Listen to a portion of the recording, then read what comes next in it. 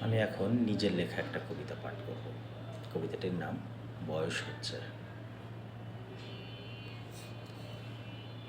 বয়স হচ্ছে, দিন দিন বেড়ে যাচ্ছে জীবনের ভার। আজকাল খবরের কাগজ এমনিতেই পড়া হয় না নানান গ্যাজেটের দৌরাত্মে। তবুও কখনো সখনো হাতে পড়ে গেলে কোনো পত্রিকা, সেও পড়া যায় না। চোখের চেয়ে আজকাল চশমার ক্ষমতাই বেশি মনে হয়। আজকাল চুলের সাথে সাথে চিন্তায়ও পাক ধরেছে।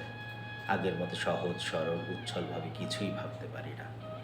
কেমন যেন একটা ভয় মনের ভেতর বাসা বাঁধছে, যা চাইলেও সরাতে পারি না। আজকাল মনের চেয়ে পায়ের দুর্বলতা ভোগায় বেশি। 2.25 মণ ওজনের শরীরটাকে বইতে পা দুটো কেমন যেন বিদ্রোহ করে। মাঝে মাঝে কেঁপে কেঁপে ওঠে, মাঝে মাঝে পা হড়কায়। তবু বয়ে যায় জীবন এই ক্ষীণকায় দুপায়ে ভর করেই। আজকাল বনে ফাগুন এলেও মনে আর আসে না।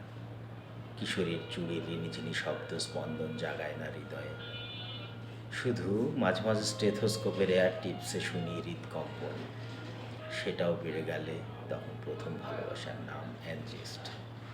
বয়স হচ্ছে, বয়সের সাথে সাথে সব কিছুর অর্থ বদলে যাচ্ছে দিন দিন। বয়সের সাথে সাথে জীবনের মানে পাল্টে যাচ্ছে দিন দিন। বয়সের সাথে সাথে রং হারাচ্ছে জীবনের সব কিছু। জীবন এসে কেন্দ্রীভূত হচ্ছে এক অসীমের পদতলে।